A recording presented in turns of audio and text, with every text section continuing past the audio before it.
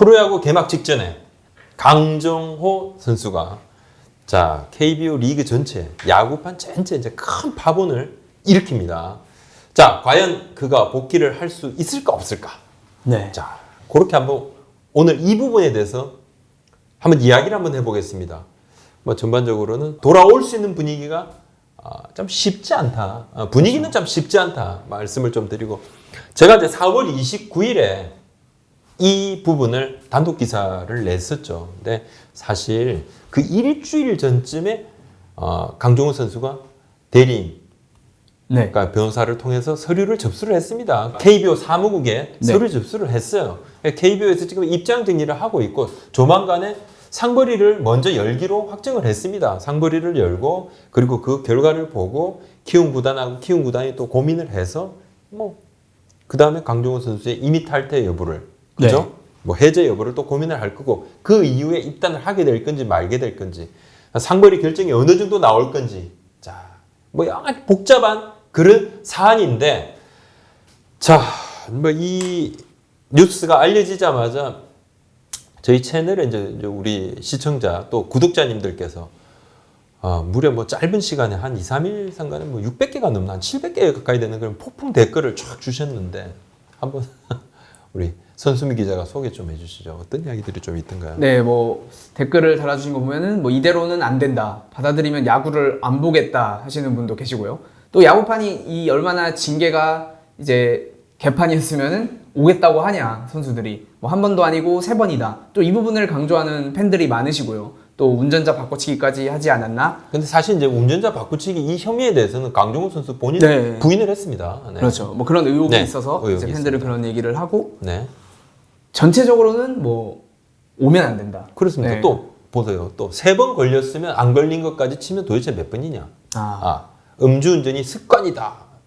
그런 이야기도 많고 저도 이제 다큐멘터리를 보니까 술만 먹으면 운전대를 잡는 일부 사람들이 있더만요. 그러니까 음주운전을 하고 귀찮아서 그냥 불편해서 대리운전을 안 부르는 것이 아니라 술 먹으면 그냥 그 운전을 하고 싶은 그것까지도 있더만요. 그래서 몇몇 연구조사 결과에 보니까 음주운전은 2회 이상 법을 어긴 사람이 44% 이상이다. 재범률이 굉장히 높다. 그런 연구 결과도 있고 일부는 복귀 찬성 의견도 있었죠. 그렇죠. 왜냐면은 이제 징계를 받고 아직 뛰고 있는 선수들이 있으니까 뭐 약물 징계도 그렇고 또 음주운전 사례도 최근에 있었던 선수들도 뭐 징계는 있었지만 결국에는 뭐 영구 실격 이런 건 아니니까 어쨌든 복귀한 선수들도 있고 앞으로 복귀할 선수도 있고 그런데 이제 뭐 그런 선수들도 있는데 뭐 어떠냐 뭐 이런 다 여론도 있습니다. 받아들이라. 그리고 네. 또 뭐 이전에 음주 3번 한 선수 있었고 멀쩡하게 코치 잘하고 있다. 뭐 이런 경우도 네. 있고 그런데 자 그렇다면 나름대로 조금 취재도 좀 해보고 법을 모르지만은 판례를 보는 것은 뭐 법을 알든 모르든 글자만 알면 되니까 제가 판례도 한번 좀 뒤져보고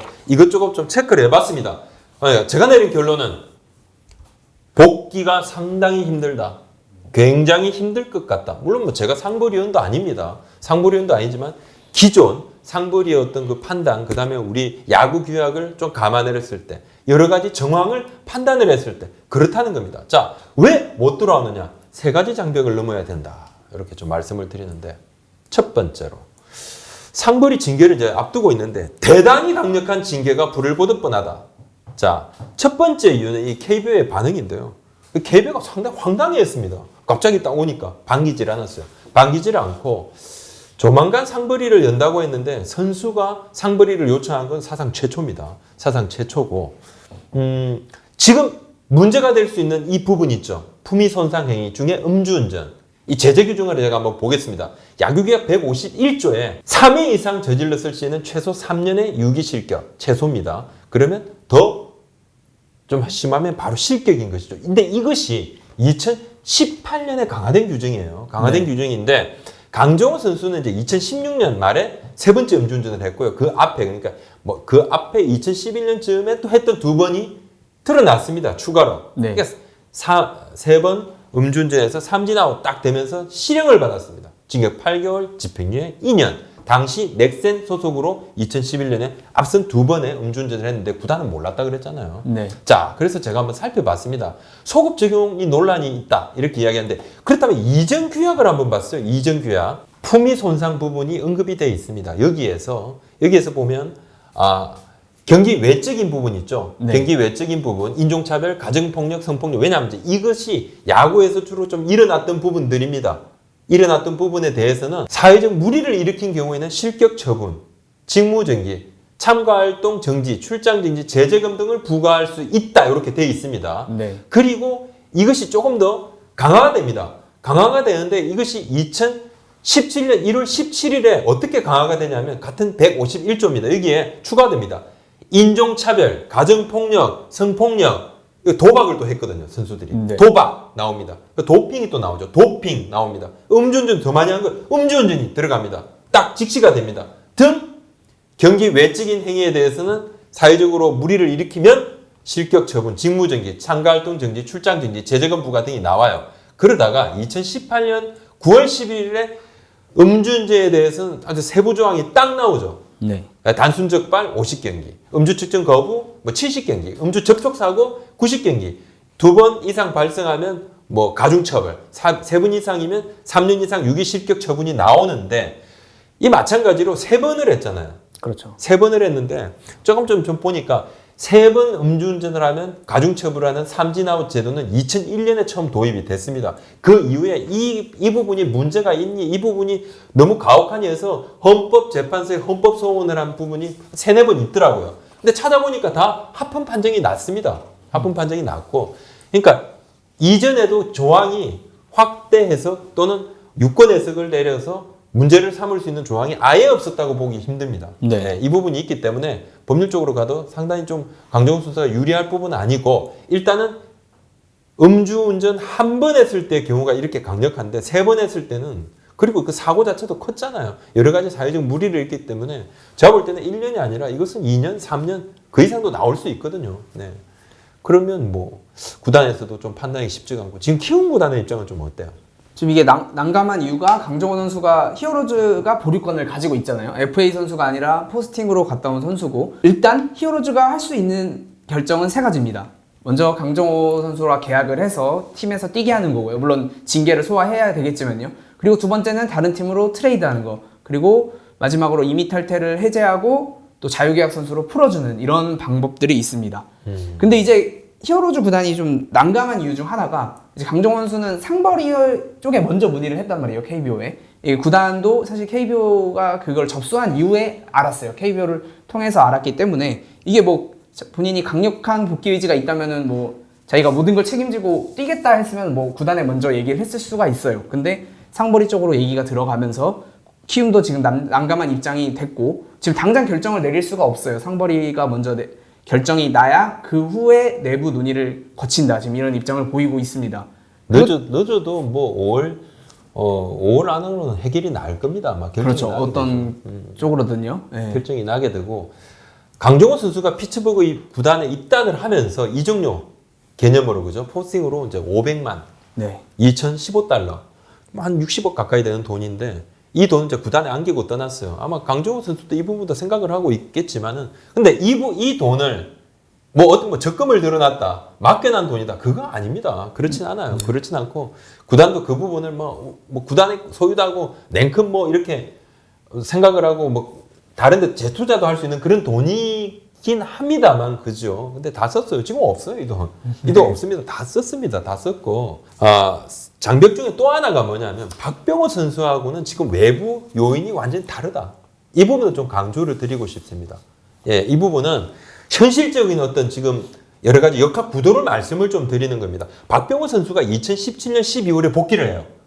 근데 2018년 말까지 당시에 넥센 타이어와 히어로즈 구단이 스폰서십 3년 재계약이 돼 있는 상태였거든요. 그러니까 2015년 말에 그때도 이장석 대표의 어떤 여러 가지 구단 운영에 대해서 좀 제재를 걸고 그랬지 않습니까? 그죠? 네. 넥센 타이어 측에서. 그래서 사이가 그렇게 좋지는 않았고 일본계 기업으로 스폰서십을 갈아타려는 움직임도 있고 좀 복잡했는데 결국 2015년 말에 3년 재계약을 했어요. 근데 자, 2018년이 바로 재계약 마지막 해였거든요. 그러면 성적을 내야 돼요. 네. 그래야지 스폰서십을 재계약을 하든지 새로운 구단을 알아보든지 2018년 성적이 상당히 중요했고 히어로즈 구단이 그래서 고민을 했던 부분이 바로 박병호 선수를 데려오는 겁니다. 먼저 가서 거기서 고생하지 말고 와서 여기서 뛰어라. 제안을 했잖아요. 자, 그래서 결국은 박병호 선수가 2018년에 합류를 해서 그의 가을 야구를 갑니다.